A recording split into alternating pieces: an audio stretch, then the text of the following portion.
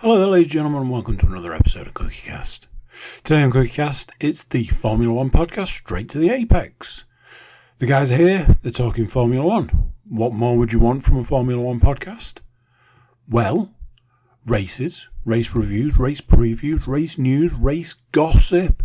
It's all here. It's all here. Everything you could possibly want from a Formula One podcast and more. Before we get started, please do consider like, share, subscribe and comment. Leave a review where you can leave a review. Let everybody know how much you love this podcast.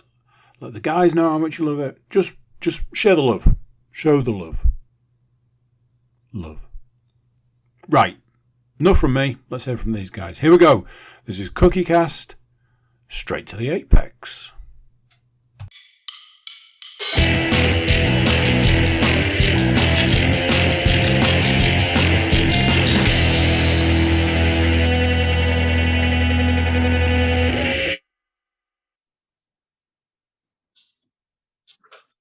Hi, how are we doing?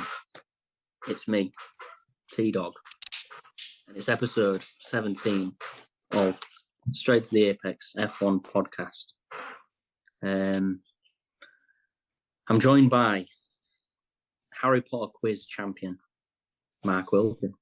Hello. Hello. How are you, Mark? You all right? I'm good, thanks. I'm good. Are you? Yeah, not so bad. And I'm also joined by James Stainforth, Is that the it? sexiest man on the podcast. There we are. But he's changed his name today to Jimmy. Oh, I was going to say I best get some. I mean, you just really got... Here's James. I didn't have time to think of anything different. I normally like the UK aviation. I'll think of something for part two. I'll change my name for part two. James, who wherever he lives, don't want to really give away his location, is still on dial-up, so he may or may not have difficulty getting his point across. But some may say that, well, let's not go there. Anyway, so what have we been up to? What was you up to yesterday, Mark? Was it a fantasy NFL draft? It was indeed. Yep. It went terribly. Nice. Great. James, have you been up to anything lately?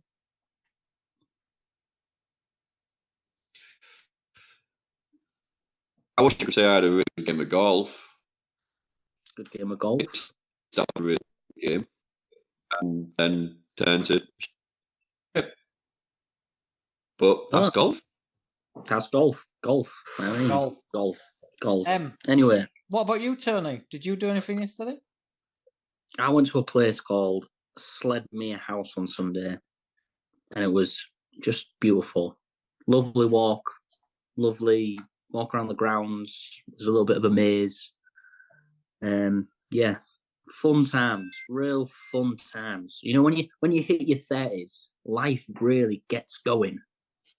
And instead of going to a beef fair, instead of going to London and swanky restaurants, you end up going to these 18th, 17th, 16th century houses and walking around them and thinking,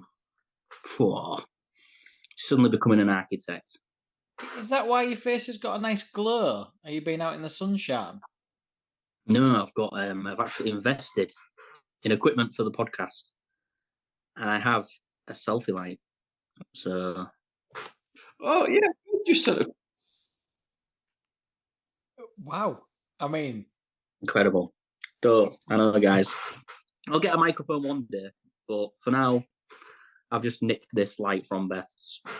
So draw. Before you... What did you get from McDonald's? Did you get McDonald's? Hell Sponsored yeah. by McDonald's, not Nando's this week.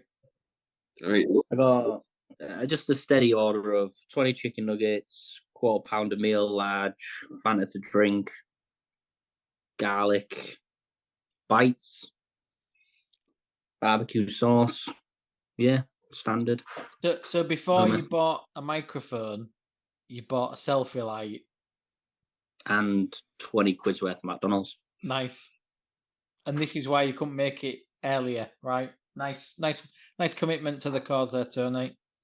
Priorities. Yeah, absolutely. But yeah, I mean, 3 hours before the podcast, you said, "Let's not do it at this time. Let's do it at this time now." I did, and then you said, "Oh, I'm going to the gym." I mean, have you spent 3 hours at the gym? When you're lifting heavy weights, Mark, I mean, you might not understand this because you don't lift heavy weights, but you've got to rest. Like when you're picking up like 200 kilos off the floor, you've got to rest. Oh, Take some toll on your body. Billy Big Bollocks. Tell you what. How long rest? I mean, 2 hours, James. 45 Jesus minutes. Christ. Jesus Christ, James. I mean, James, he's actually missed John's parents' evening tonight to be on the podcast. Then you messed him about. I've cancelled things to be on the podcast tonight because you couldn't do tomorrow night when we usually record. So let's crack on. God, you two are a pair of bitches, aren't you? Shots fired. It's not that deep, but anyway, we'll carry on. Somebody commented on the last video, so go check that out, guys. Last video, great video, summer break. But we're here today. Let's get to it. The Dutch GP, and what a GP it was. Records were broken. Ferrari circus, debuts, techno, chaos, crashes. We saw all the tyres, and we had all the weather. What was your thoughts, guys? Initial thoughts? Let me know. While I just took into a garlic bite. Bullwank. Right. Is that your thought? You're right. Okay. You said one word. Well, that's true. The best Grand Prix, not one word, but the best Grand Prix of the season. I agree. It had it all. But let's get into it. Any news to start off before we jump straight into this Dutch GP? Sergio Perez is now giving out excuses why he's wank. Interesting. Did any of you? I mean, this is really aimed at James because Tony would have watched it. Did you watch Christian Horner's interview after the race? Obviously, we will get to that, about why they did what they did in the race and like defending themselves and basically saying we fucked Perez over. I've got it word for word here, Mark. If you'd like me to, I have. So I hadn't seen that interview, but it was fucking. Do you want me to give you what we said? Go for it. There were a couple of reasons behind making the decision. One was that we had Fernando Alonso taking the slicks as well, and I think it was Gasly behind him. The pace of the undercut, if we would have pitted Checo first and Max the second lap, we had the risk of coming out after that had shaken down and being first and fourth. His outlap was so extreme, it took us slightly by surprise that Max jumped Checo. Just so much happening in very, very variable conditions. He also then went on to say, I hope you can follow what I just said because it was complete and utter bollocks, and we all know who the number one driver is at Red Bull. It was the biggest load of shit because they both had a gap. I mean, let's not jump into thingy, but what a load of shit. I mean, because is it Bernie, who is this strategist who's on there, really good commentator?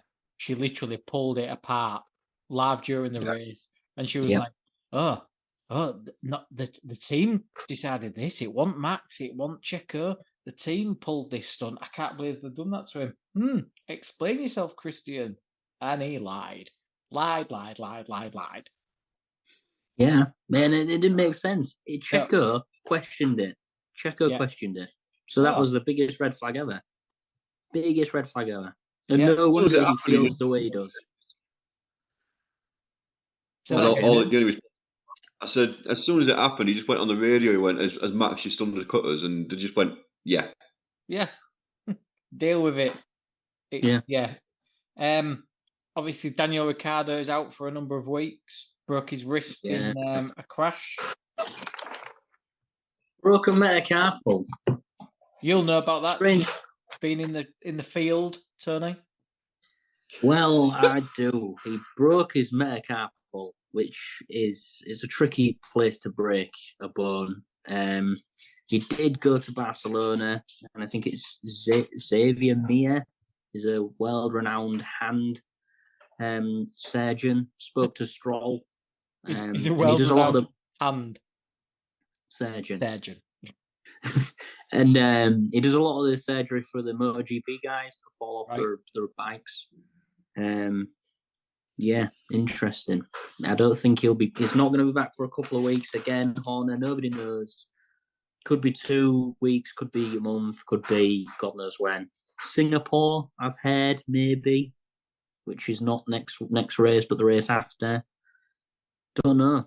That means Liam Lawson will be continuing his debut. But did you know, and this is a question for you guys, how many drivers is a team allowed to have in a season?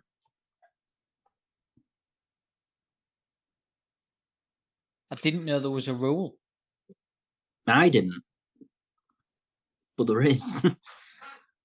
No, I would have thought there was maybe, 3 really. You know, you have your 2 main and 1 reserve. Yeah. So maybe There's 4 because you have a reserve for your reserve. It's 4. They're allowed really? 4. So they've got Ricciardo, Tsunoda, De Vries, and Lawson. So if something happens to the 2 drivers now, they might have to go back to De Vries, which could be a bit awkward. That'll be awkward. That'll be nice. What a nice conversation. Yeah. Hi, we sacked you. Do you want to come back and drive? I mean, Liam Lawson did all right in a very, very difficult race. But I don't think he's not the chosen one at all. I think back end of last season, they were looking to try and bring somebody in. He's actually racing in Japan in the series, which I didn't know. So he's doing that alongside F1 now. So, but I mean, he did all right, didn't he? Yeah, it was a difficult race for him. To be fair, I mean, look at Logan Sargent. He's been driving all year, and he still managed 2 crashes. Yeah. I think we've lost James. He's maybe deep in thought. No, he's back. He's there. It's the dial-up. It's the dial-up. Yeah. Max has got his trophy back. Max has got his trophy back. His damaged trophy from Lando. Nice. Wow. Did they glue it together? Lando made it like a jigsaw. Picture of just glue and like masking tape wrapped around it or something. I've got Haas have both signed contracts for next season. Yep. Sticking around. And I've got, there's also off the press, young lad, the reserve driver for Aston Martin, is jumping in for Stroll's seat for FP1, similar to what happened this week with Sainz. Who was really rumoured to be joining Audi in 2026, is it? Rumoured. I mean, he could join anyone and they'd probably do better than Ferrari at the moment, including a team that don't even exist. I mean, he's a bit... I don't know. At one point, he was fair and I was very excited, and it didn't last very long. Well, we'll get on to that Ferrari circus soon. Any more news? Anything else? Nope. Ferrari announced a new livery for Monza. Oh, with the yellow, yeah. The yellow. Yep. They absolutely capture any difference or anything else like that. They probably spent more time thinking of that colour scheme than fucking tactics for a race. Well, to be fair, they probably sat in the summer break and said, right, agenda today, the race strategy for Holland, and we've got some new yellow on the car. Let's talk about the yellow. Yeah. Strategy.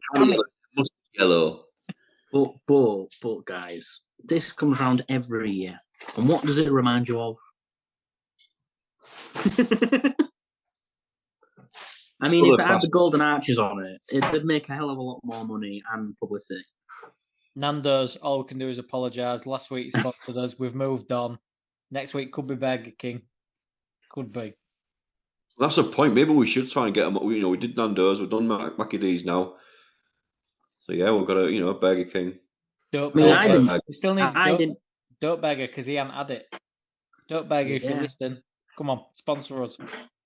Get in touch. Get in touch. I mean, if you didn't realise, have you seen behind my head on the?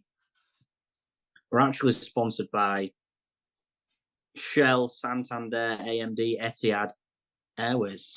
So, how many episodes? Paid by them? Yeah, you just sit like that for the whole episode, mate, just so that's on view. If you're any of them guys, fucking give me my money. So, where's our free fuel? Where's our fucking business class flights? Yeah? And what else is he? And where's the fucking $500,000 credit from Santander? I mean, they probably listened to you for 2 minutes and thought, nah. Bastards. Anyway, right, we move on. Any more news? No. Cool. FP1. Max fastest lap. Hulk crashes. Signs out for Schwartzman. That's all I've got. Anything else? No. FP2. Piastri out. Ricciardo. Piastri. No, that was when the crash happened. Piastri went into the wall, and Ricciardo said he either had to go into Piastri or the wall. I hope Piastri was all right with that. It was a real weird crash. It was weird. It was like slow motion. Mm.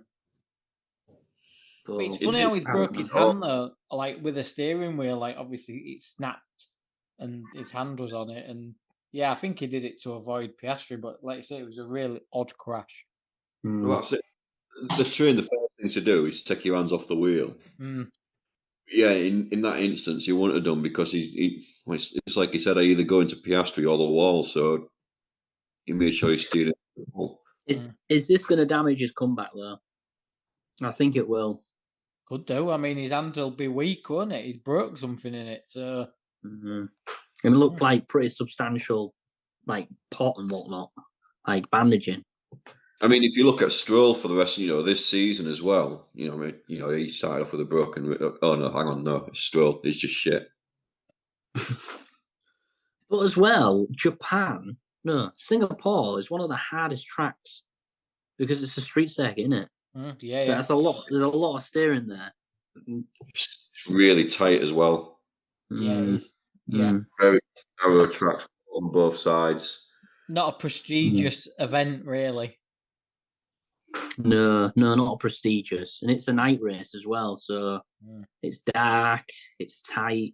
Night races usually are, mate. Just FYI. Yeah. There's a few lights on in different places, but it's a night race. Dark. The lights are on. Sky's black.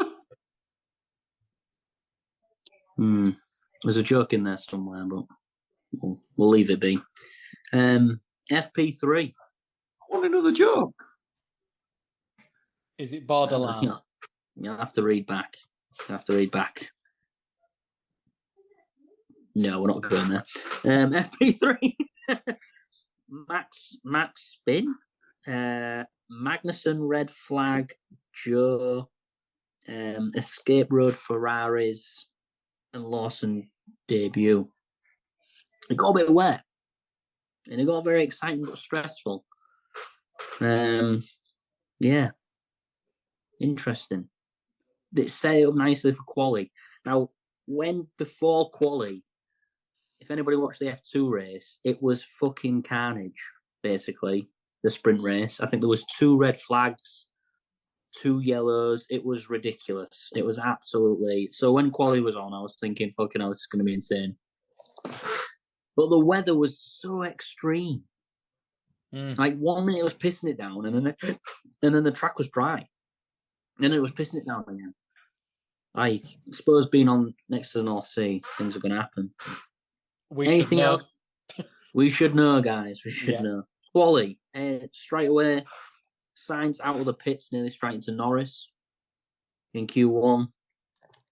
Leclerc escapes just right at the end. So we had Lawson, Bottas, Magnussen, Ocon, and Joe out. Q2, Hamilton out, blocked by Tsunoda.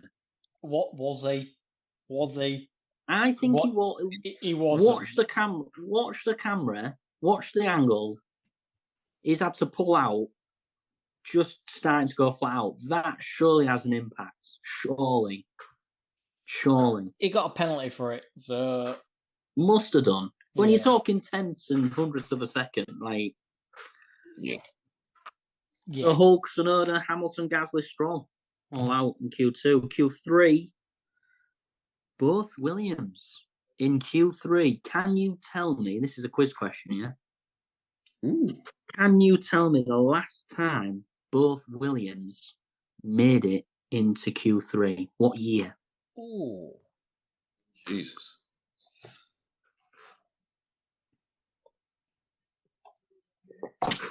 Probably 2008. Incorrect. Yeah.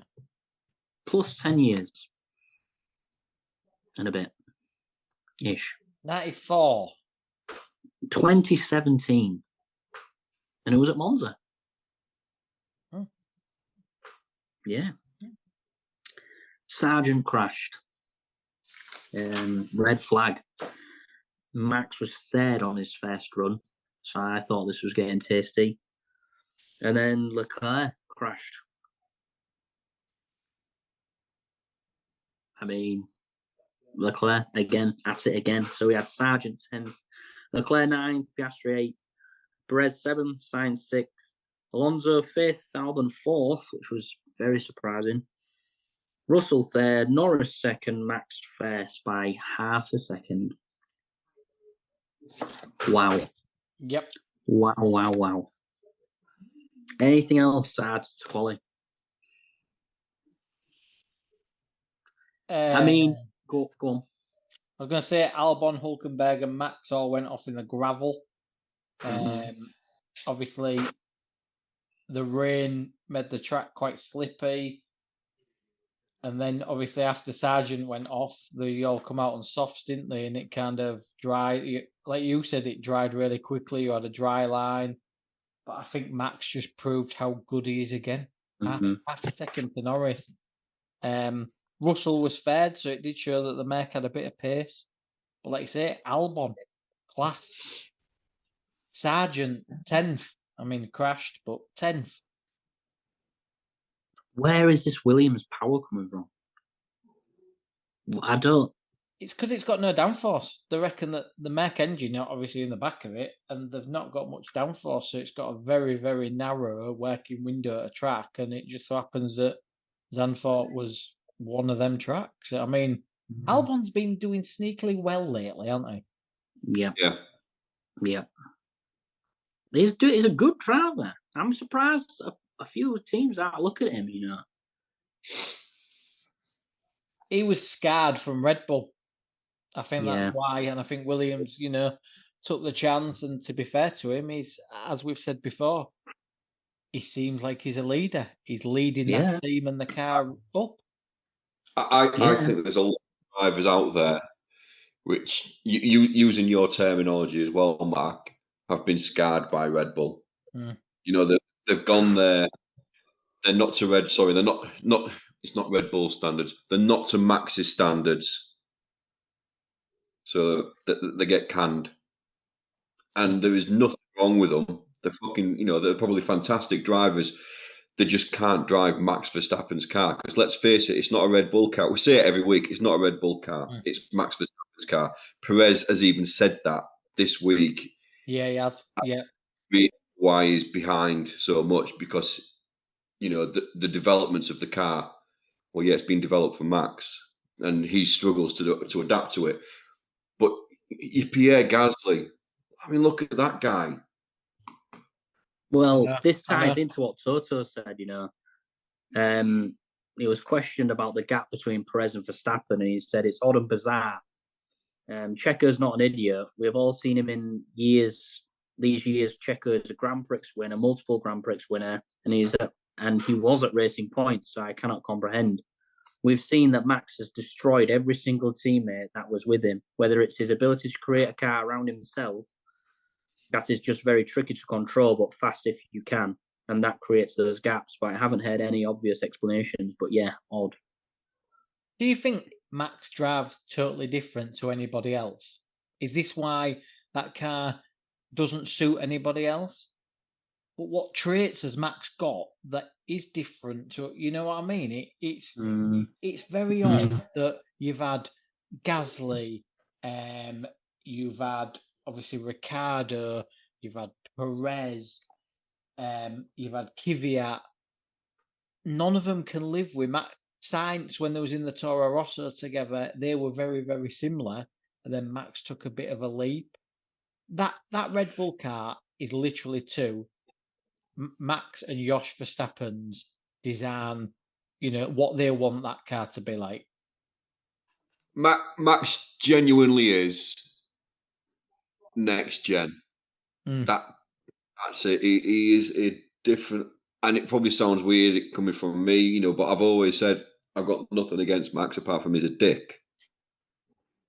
But he is the next gen driver. He's in a completely different league to any other driver out there. Just the stuff he can do with the car is unreal.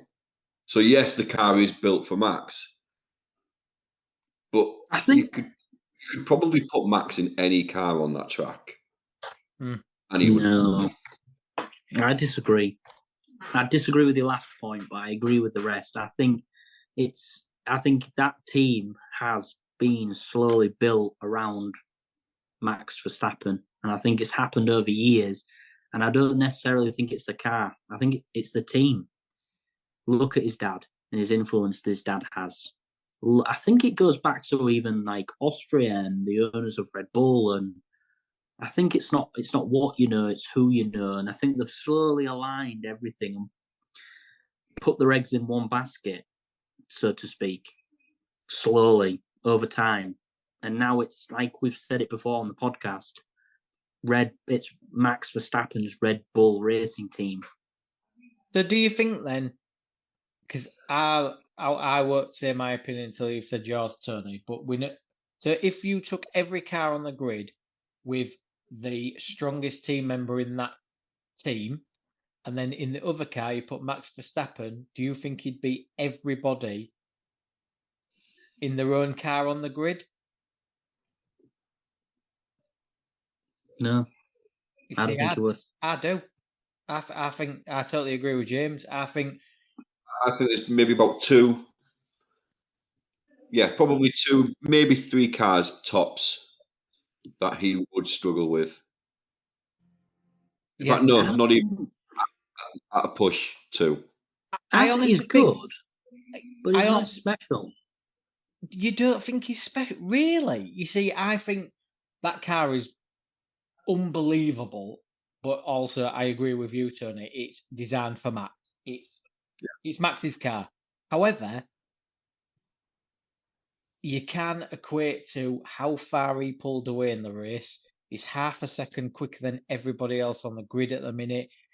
You can't get by if you've not got that next level, next generational talent, because otherwise you just become like Nico Rosberg. You might win a couple, or you might win one championship. Max is just on a roll at the minute. He's won every race for however many. Yeah, but if you get a car that's good and you're confident with it and you know how to drive it and you're a good driver yourself, you can go far. And if you modify that and modify yourself, you can get better and better. And I think this is what we're seeing. I think we're seeing 4-5 years of Max Verstappen and the car and the team just molding together. Well, yeah, we all know that it's been a slow cut kind of thing, and it's really paying off. But the thing with Red Bull is, although we kind of say they're taking the time with it and stuff like that, they are in the same sense throwing all their eggs in the one basket.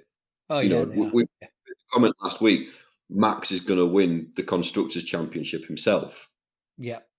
That's all Red Bull are looking at. They're not really bothered about Perez. They probably look at it as, well, Perez is there because we need a number 2 driver. We need 2 drivers on the track. What kind of shocked me about Perez's comments though, on that interview is at the beginning of the season, he started so well. So what changed in that car to go away from, obviously he was driving around them problems. Does it go back to, I mean, they didn't want him in the championship, so whoopsie-daisy, his car's a bit slower now. You know what I mean? His interview was like, oh, this is the reason why, because I like to do this, but the car does that. I like to do this, but the car does that. Well, at the beginning of the season, you was doing really well, and you was up there. Yeah. Yeah, but he's made a few mistakes and he's dropped down the pack, and that's happened quali race. And if you haven't got people in your, if you haven't got people behind you pushing you, and you've got people criticizing you, and you've got people like, what the fuck is his name? Is it Marco? Helmut Marco? Helmut Marco, yeah. They're in the fucking pot. Like, people like that, that's gonna affect you. Really affect you. He made 2 mistakes in the race, which we'll obviously get to. One of them was just, I know it was tricky conditions. One of them was stupid. The other one was ridiculous. Like, what was he thinking? Because it even cost him a penalty. Like, because he was just being a dick. Don't get me wrong, he got screwed over in that race at one point. But let's be honest, we've said it before, Max is like Thanos. He was inevitable. Because the pace was unbelievable. And that's talent. He was doing fine up until that really dodgy call. But Max had still caught him. I think it's the team. The team are. I don't think the team are fully behind him, and he knows that. And straight away, when Max came in first, he was like, this is it. It's happening again. Fuck it. Oh, yeah, fuck it. I mean, that first race that Ricardo had this season, and Horner actually walking up to him on the grid and wishing him luck, shaking his hand and stuff like that. And he probably just walked right by Perez. You might as well just spat on his fucking visor as he walked by, if anything, really. But yeah. But then in the cameras, he's not fully defensive of Perez, is he? He's not. He's always kind of pacifying or not making excuses, but he's not fully behind it, is he? He's not fully defending him like straight away. He's like, yeah. Oh, you know, yeah. Donald Trump made the statements that Horner made. I'd probably believe him more. That's all. He is. Christian Horner's almost become a character, because of Drive to Survive. Like you said, he's become. He's a liar. He's absolute. But then I do think that he just says what the cameras want to, as if to defend himself. Like, oh, we're a team. We're a team. You're not. Max Verstappen's your number one. End of. Even at the beginning of the season, is your number one. Just be honest about it. Don't lie. Yeah. Because we'd respect you a lot more, wouldn't we? We'd respect him a lot more. It is just fucking saying. Yeah. Absolutely. Anyway, the race. But I don't know how long we've got left. Have we got enough time, or we kind of? We've got 4 minutes. Okay. 4 minutes. Has anybody got anything else to add before we get in the race? No. No, I mean, I've got a hell of a lot of notes on the race because it was the most exciting race. Okay, then. A couple of questions, then. Okay. Liam Lawson, what number driver? So there's been tons of drivers in F1. So what number was Liam Lawson in all the drivers? What's he? What number is he in line of drivers? So, like, where's the question here? How many? There's been loads of drivers, but what number is he? What number? How many F1 drivers has there been? And You what? including Liam Lawson. So how many F1 drivers has there been? Has started an F1 race? I think he's trying to tell us something, Mark. I think he is. Are you all right? Yeah, but are you having a bit of a medical episode? Question. No, can you smell? I'm fine. I'm fine. What was your question? I think what he's trying to say is how many drivers, including Liam Lawson, has there been since F1 started? Right, now I know the question. Cheers, James. Thanks for clearing that up. That's all. While you think about it, and while I think about my choice of words, I'm just going to eat a nugget. Oh, I thought you were going to put an ad break kind of thing in there because you wasted 2 of the 4 minutes trying to ask a simple question. 300. 300. James is going to go 299. No. 565. I think it's 775. You think? I mean, that's not an answer. All I know is I beat Mark. Where was these questions when we had the quiz last week? These are good questions. What is the longest interval between first podium and last podium? Oh, fuck, I saw this the other day. You did.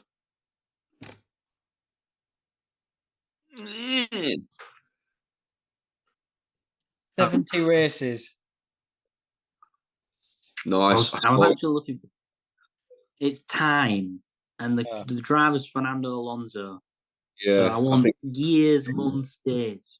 Well, on that note, it's literally got a minute left, so take a break there, Tony. So we can all Google it and get the actual answer for the second part. No, fucking give me an answer now. No, we ain't got time. Come on, end it. Come on. You're going to Google it. Post. You're going to Google end it. 4 years. No. James?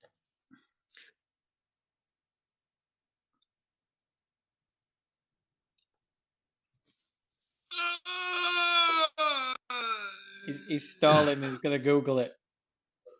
No, we're going to cut off. It's 4,000 days. 3,790.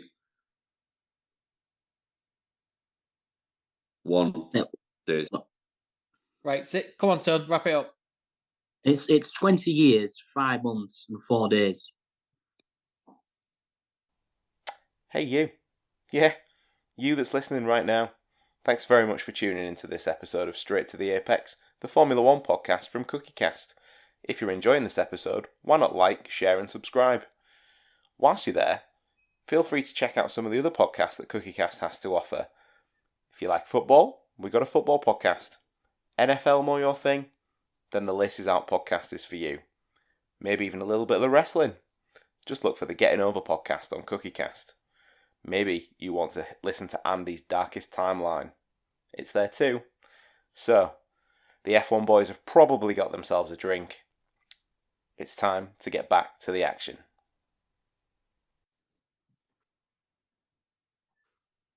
Hello, and welcome back to Straight to the Apex, Part 2. From the previous question, James actually got it correct because over 3,000 days equates to 8 years, which is closer.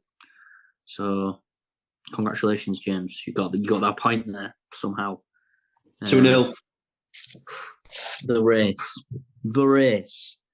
Dutch GP race day. Now, this was probably, I would say, the best race this season.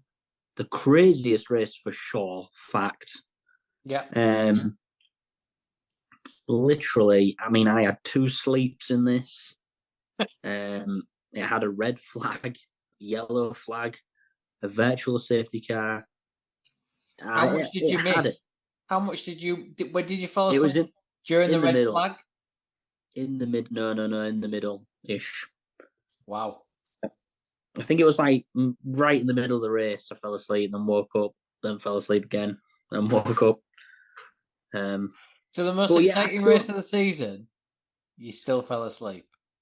Yeah. Right. Why did Hamilton start on medium? Can somebody somewhere please tell me why he did that? Because Matt got it wrong. I'm going to say Mercedes just did an absolute shit show. And I mean, Mercedes' performance on race day was probably worse than the performance on track during the red flag. Their weather radar didn't have it raining as much as it did, where everyone else had it raining as much as it did. Hence why they started on soft, because they said it'd be grippier when it started to get wet. And Mark was like, nah, ours is right. It's not going to rain. They royally fucked it up. I mean, they didn't. Even when everyone started going in, and both Hamilton and fucking George was both like, what are we doing? And they're going, no, we're going to hold it out. And you know what? You watch it and you're like, you know what? If you are right, this is going to pay off dividends. But if you're wrong, you're fucked. I mean, Tony, did you enjoy George's comments on the radio? I was predicted for a pole here. How have we got this so wrong? I really liked that. No, honestly, I was glad that someone had the fucking balls to go to his own team and say, you guys have fucked up and I want an explanation. That is what he has said there. You guys have fucked up massively. I want an explanation. Have you seen the meme of him on Twitter dressed as a weatherman at a board of like the England, and he's like, you predicted, and he's like pointing at the weather. I haven't seen that, but I saw it tonight. Really it was quite funny. It is quite funny. Yeah, they fucked it up. They fucked it up massively. I tuned in straight for the race. I saw no like updates or briefings about any of the pre-show. I just tuned in and it was like, right, sweet, off we go. Halfway around the track, shit, it's raining. Well, it's raining. The formation lap was dry, and then they set off, and the next time they come to that corner, it was absolutely soaked. It was like Bernie's been out of his sprinkler again. Could they have started off on inters? Well, no, because it was bone dry. It was. They don't need an excuse not to race in the rain, because let's be honest, the FIA, I was very surprised that they didn't like delay the start, because this is what they've got a knack for doing at the minute. We aren't allowed to race in the rain. We haven't got extreme wets. Let's come back to that at the end, because again, I've got a big fucking bone to pick there. Like, clean start. Alonso turned 3 on Russell, quality. And Norris. And he got both of them. Class. And Norris, yeah. Yep. Rain. Chaos. Perez pitted. Leclerc pits against his own team. He had gone past the point of no return. Yep. And on an interview afterwards, he made it upon himself to just turn into the pit. Yep. Which, personally, gave me the biggest laugh I have had this season when his car was in the pit lane on the second lap with absolutely no tyres on it whatsoever. And the team were just literally like... That mechanic, Jesus Christ. They had all the grace of a fucking... fucking what do you expect? They talk about in team briefings, right? You can't make a decision after this point. He made the decision. He told the team as he was entering the speed limit sign.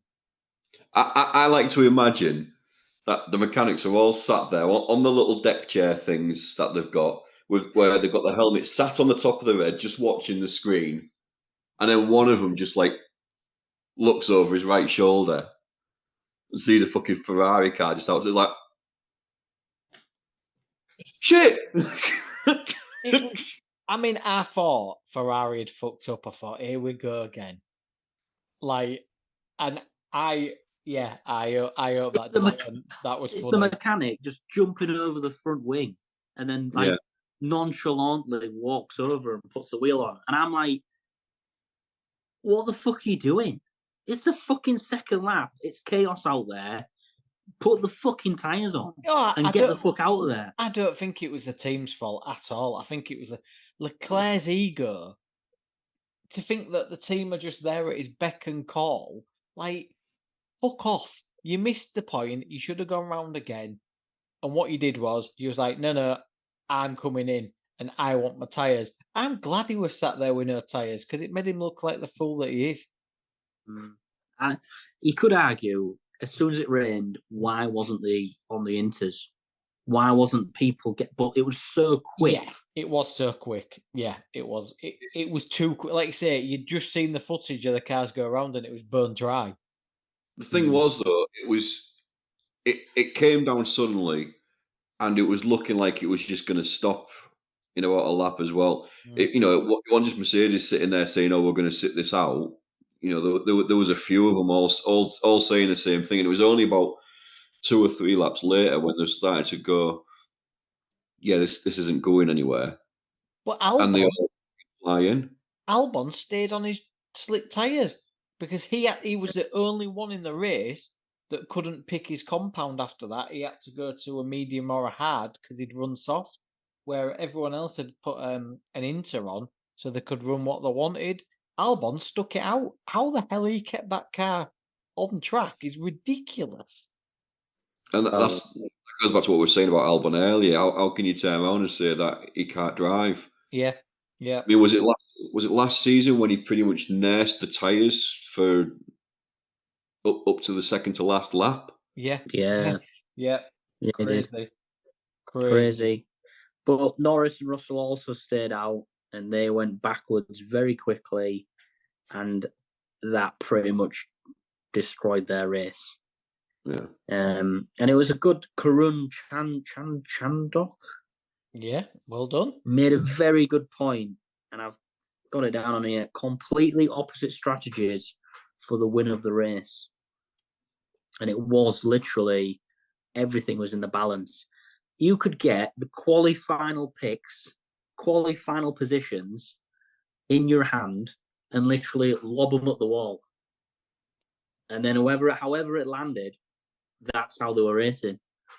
And it was just, I don't even think Sky Sports F1 could keep up with what was going on. Well, so I don't think anybody could. So some of the stats, obviously, we said it was a record. There was a new record set with 186 overtakes. 59 of them were broadcast live. 59 out of 186. And Alonso made 13 of them overtakes. Jesus. On lap 3, there were 63 overtakes, which is also a new record. Previous record was 45. I mean, wow. That shows you, with all the Sky cameras there and everything, out of 186 overtakes, we only saw 59 live. I'm actually a little bit pissed off about that. We only saw... Because everyone was overtaking everybody. It was just chaos. Like, you saw cars, it was like F2 and F3 cars were in there because they were on dries, and there was like Alonso just bombing round on his inters going, woohoo! And it wasn't just once where there was like a mad dash for the pits or anything else like that. There was 2 or 3 of them. It was cracking. So every time they thought we need to watch the pits, there was shit going on outside. It was a challenge either way. Yeah. Well, I've got lap 3, Perez storming past everybody. Lap 7, it was Perez 1, Max 2. Max had caught with him a bit. And then, 11, Max pits first. We've already kind of touched on this already, and undercuts Perez. The difference in cars, it comes really apparent in moments like this. It's most apparent in moments like this, where he can basically click his fingers, and it's almost like magic. He can pull another 2 seconds out the car. And it's like, how the fuck did he even do that? Where is that coming from? Yep. Scary. One almost 4 seconds faster, wasn't he? Yeah. Yeah. Well, Well, when he come out the pits, he was on a mission. Like, it was. I think he took 4 seconds out of Perez, and they were like, "Oh crap!" I mean, how is he 4 seconds quicker than the same car? Yeah, it doesn't make sense. Well, this was a conversation I had with Charlie's dad on because we got there, watched the race at Charlie's dad's, and it just Max had just overtaken, got the 4-second lead and all that kind of stuff. And I turned around and said what I always say: how the fuck is he doing that in the same car with the same tyres? And at first, Charlie's dad was another F1 bloody guru. I mean, Jesus, if Charlie's a guru, then he's probably like Mecca. Yoda. Yeah, Yoda. Charles Xavier. He just went, well, maybe sometimes the drivers are just that much better. And I went, yeah, but 4 seconds better? No. And he just kind of looked at me and laughed because he knows that they're fucking cheating. He just doesn't like to say it. Well, other religions are available, by the way. But then Gasly versus Sainz. That was a nice little battle. Yeah. Gasly really surprised me this race and showed he can do it. He can really drive the car. Is he? I don't know. I've ended up right up there, third in the end. Was he lucky? Was he just lucky? Or was he? Did he pretty much nail it? I suppose you create your own luck. Right place, right time. Yeah, I think Alpine got the calls right. I mean, he was one of the first to pit with Perez and Leclerc and everything. Obviously, he got lucky with Perez's penalty, but I think he was. It was just one of them races, a bit like when he won. Was it Monza? Was it? Yeah, it was at Monza, wasn't it? He 2 years was in ago. the right place at the right time. Everything fell for him, but he also drove really well. He kept it on the track. He was clean. He did what he had to do. Yeah, and then and he got a penalty. And he got a penalty for speeding in the pit lane. So 5-second penalty. Yeah, he had that to make up as well. Yeah. Well, we're only on lap 15. Sargent, turn 8, crash. And that pretty much, again, brought everyone back together and started the race again pretty much, didn't it? Yeah. Max, what have I got? Max, Perez, Alonso, Gasly, Sainz, Joe. That was the order. Norris 11th, Leclerc 12th, Hamilton 13th. And then when it all kicked off, Piastri went past Bottas, Hamilton past Leclerc, and Leclerc went backwards and then eventually retired on lap 41. Can anybody shed any light on that? I mean... Bit of floor damage. What was that? I bet. Tony, do you need to go to the toilet again?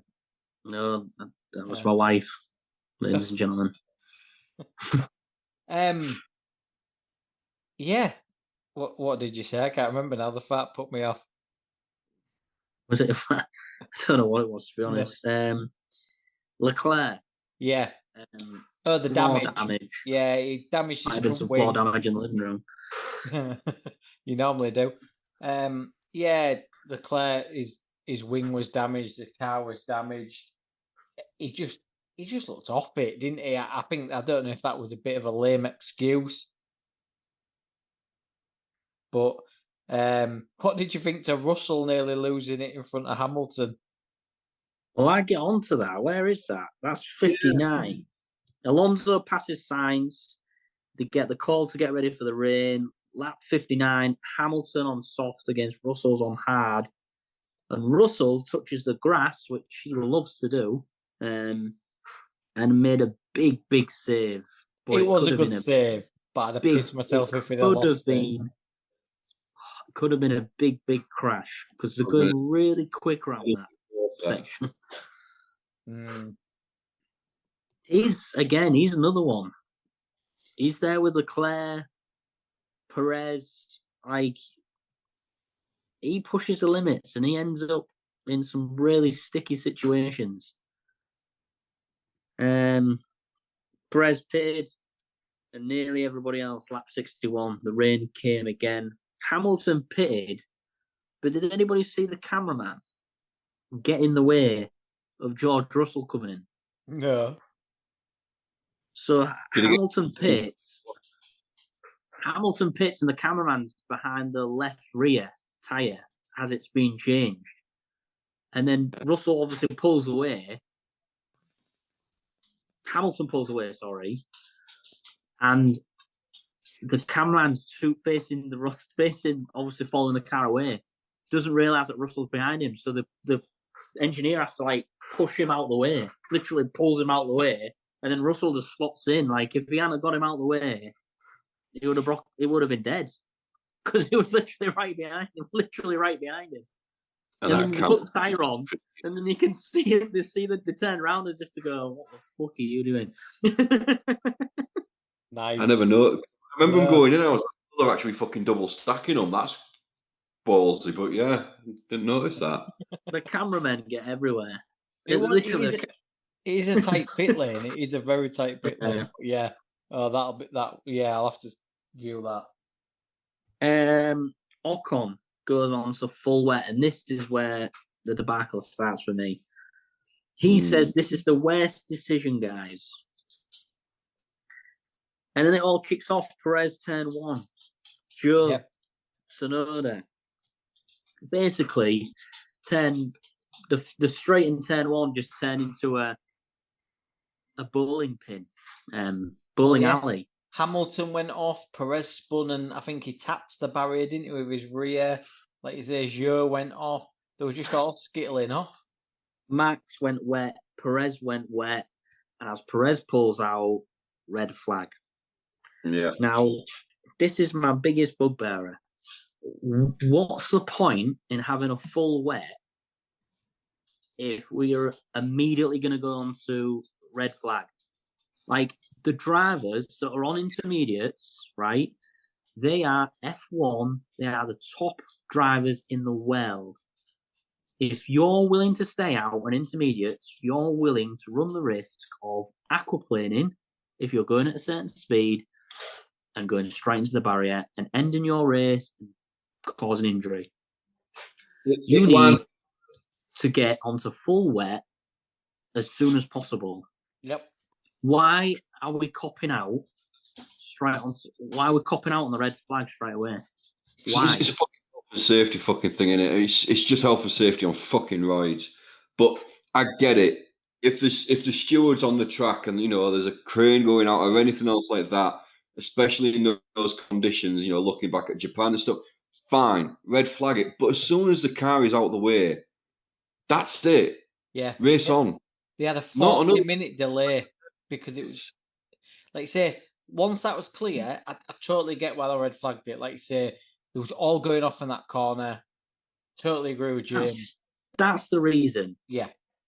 God forbid someone's beamed it right down turn 1 straight into the barrier, and then the next car comes along, beams it straight into that car that's in the barrier. Yeah. Then they red flag it, and before you know it, there's another car going into another car, going into another car, into the barrier. Yeah. And you're going to get a fucking, whoa, let's not go there. So, okay. But 40-minute delay, because I know it was heavy rain, I know it was really heavy, but they are the best drivers in the world, apparently. And it's been a thing in... Then we have to techno for fucking 40 minutes. And also, Dutch techno. Why have 2 laps about the safety car? You've got this clear the where rain. you can have a grid start. You could have had a wet grid start, and it'd have mixed it. It'd have been a right good start because it'd have mixed it up. Well, as soon as I said, "Oh yeah, so we're going to start up, and it's going to be a rolling start," I was like, "Right, yeah." So then, if there's anything else, you can just have the safety car out, just so that Max can just crawl over the finish line. I mean, Max was going to fucking win it anyway. The guy's Thanos, but yeah. Why would we have a grid start on full wets when that's, in my opinion, just as dangerous as carrying on with intermediates changing on to wets? It'd be funny. They're the best drivers in the world. Why wouldn't you have a grid start? You've brought that rule in to have a bit of jeopardy. What's the biggest bit of jeopardy? Full wet track. You've got to do a grid start. And going back to your question earlier, Tony, as well, what's the point of having wet tyres if you're not going to fucking use them? Yeah. Well, yeah, that's full. I've come full circle on myself, haven't I? You have. Yeah. You're damned if you do, you're damned if you don't. Yeah. What did you think to Perez when it obviously pitted, and then it was a red flag, and I did laugh when he was stuck at the end of the pit lane and he wasn't allowed out. But then they rolled it back because obviously he was dropping down the order, and then they rolled it back so that it was back up to third. Don't know if I agree with that. No, I agree. It first when it started and he was back in third, but then I realised no, because he wouldn't have started dropping down the pecking order. Yeah, I suppose so. You can't penalise him for making the right decision because it's now raining heavily. You're going on to wets. Yeah, but Red Bull have it coming. I mean, it'd have been funny. Especially if it had been mapped at the end of the pit lane. Oh, God. That would have been hilarious. Well, Perez, no. Speeding in the pit lane. I want Max to get 9. I want Max to get equal to Seb. And then I want him to lose. So, there's your record. Look, you see it? You can almost touch it. Oh! Let's get to that in a minute. Okay. Safety car, procession. Then we had Alonso versus Max. Supposedly Alonso could have maybe caught him, but didn't want to. I call bullshit on that. Yeah. And we had Russell versus Norris. We had Hamilton versus Sainz. I've said it before. When that mech is low on fuel, it starts to fly. But he could not get past Sainz. And then could Sainz not do left him. Yeah. The car's not there yet. Still not there. Yeah. And then Russell touched Norris in his battle, gets a puncher, leaves the race. How unfortunate that was. I bet you was happy this weekend. Russell moaning on the radio, Russell nearly binning it, and then Russell crashing with Norris and dropping down the order. I loved it, to be honest. I loved it. Every single second of that race for Russell, I loved. And yeah, there we go. The Dutch GP. Anything else to add? Crazy, chaos, you name it. Had it all. It did. Anything else? No? No, I think you covered everything there, Tony. Final order: Max, Alonso, Gasly, Perez, Sainz, Lewis, Norris, Albon, Piastri, Ocon, Stroll, Hulkenberg, Lawson, Bottas, Tsunoda with his Tsunoda 15th, Magnussen 16th, Russell 17th, Joe Leclerc, Sargent, DNFs. So yeah, nothing more to add. No. We move to Monza, prestigious track. Very prestigious. He said the word. He said the word. It's next this weekend. Yeah, straight into it. Interesting. I'm looking forward to it. Will Max get his 10th and outright record? I mean, have you got your predictions ready?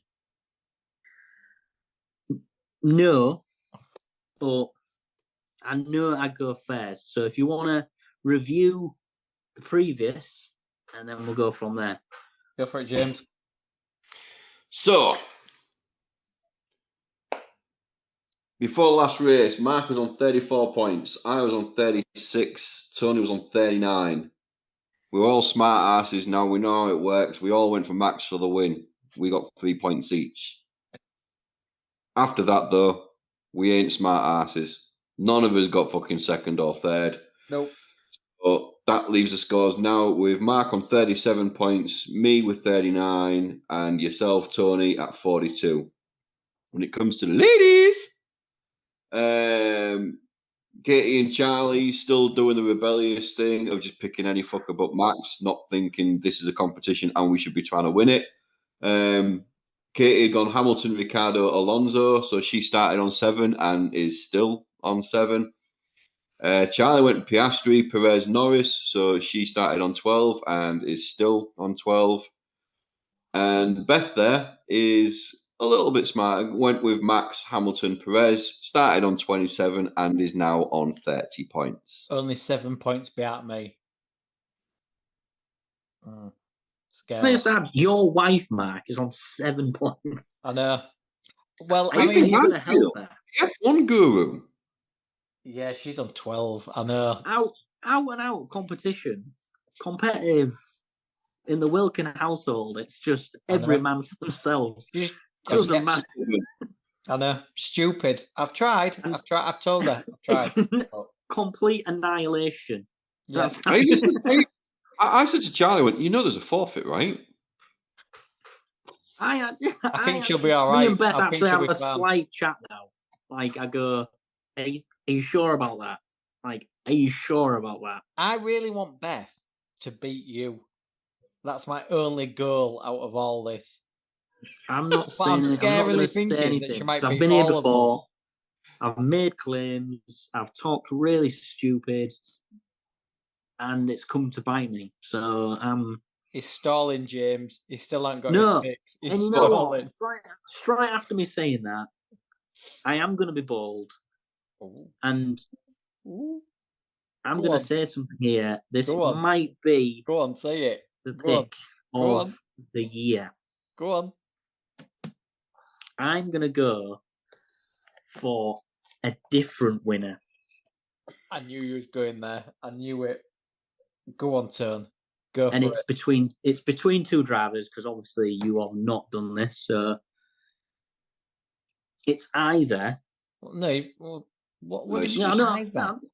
It's either Alonso or Norris that's going to win, in my eyes. So go on. So it's Alonso then. I think I'm going to go with. I don't know.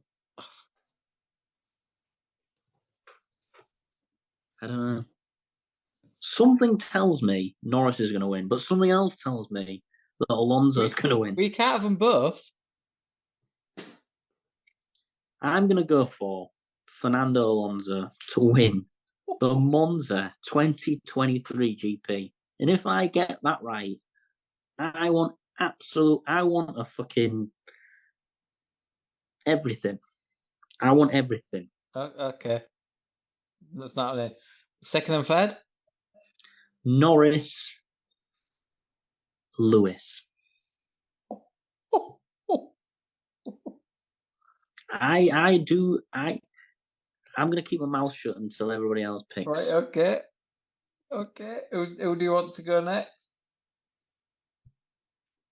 Mark? So Max, I've got Max for the win.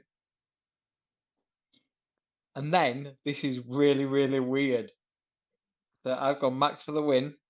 And I had this written down before the podcast. Norris second. Alonso third. Oh! Jesus. So, I had mine written before recording as well. I had Max for the win. Sainz second. I think there'll be a Ferrari car. What have you done, James? Hang on, how the fuck can you judge? Who have you gone third, James? You might as well just gone fucking Latifi, Roman Grosjean, and fucking, I don't know. Why have you put a Ferrari in the top three? Why not? I toyed with it. Who was your third pick? Sorry. Alonso, right. I was to and fro with a Ferrari on the podium, if I'm honest. It's Monza. Yeah. Well, haven't we learned anything from the past fucking 11, 12 races? Yeah, that Max wins and you haven't fucking picked him. Says this guy. Haven't we learned anything, Tony? Haven't we learned anything? There is a curse at Monza. Whoever wins it last year has a DNF the following year, and it's happened. Right. But if there was ever a guy to break the curse, Exactly. Right. In a situation, a car, a team. I mean, I'm banking on spirits here. I really hope you're right in the sense that it'd be nice for Alonso to win, former Ferrari driver. It'd be great for him to win. Monza is a fast track. I don't think they've got the power. Unless Max has a breakdown, and I'm really, really scared to think that the Red Bull might break down now because we haven't had one for a while. So what's your wife gone for? My wife has not given me any picks. My She's given me nothing. She just keeps farting and the dog needs a poo. I'm trying to get your attention. What about your wife, James Welly? Why don't you go get your wife? I've got it now. Oh, you've got them. Right. Okay. Max to win. All right. Lewis second. Leclerc third. And so she's got absolutely. A Ferrari on the podium she's as well? got a Ferrari in the top 3 as well. It's like she's listening to me. That's my wife. That is my wife, ladies and gentlemen. I'm not funny, mate, but if she gets all 3 of them, she is only 5 points behind you. Because let's face it, you ain't getting jack shit.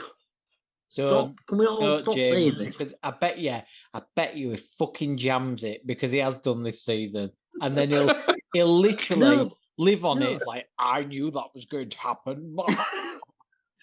Max has to DNF in the race. That's the only way. Even if he fucks up qualifying, he can still win from any point, any place. He can still win. He won't though, because Horner's bored now. He's not looking for wins. He's looking for records. Yeah. So if something happens to Max's car, he'll just change the fucking number on it and use Perez's engine. Exactly. Charlie's not would cheat. Charlie has gone. Funnily enough, she's put a Ferrari on the podium. Signs for the win. You guys are crazy. There's no way. There's no way. There's more chance of Max not finishing than a Ferrari getting on the podium. That's fact. Right, okay. There's no way Ferrari's getting on the podium. James, he does realise this is recorded, doesn't he? So we've got evidence of all this. There's no way a Ferrari's getting on the podium. Right, no way. Okay. No way. I'll make a note of that. Yeah. No way. No. Ferrari's getting on the podium. No way. Ferrari's getting on that podium. 29th of August, 2023. There's no way the Ferrari's getting on the podium for Monza. So yeah, anyway, so Charlie went Sainz for the win, Alonso second, Hamilton third. Oh, fuck.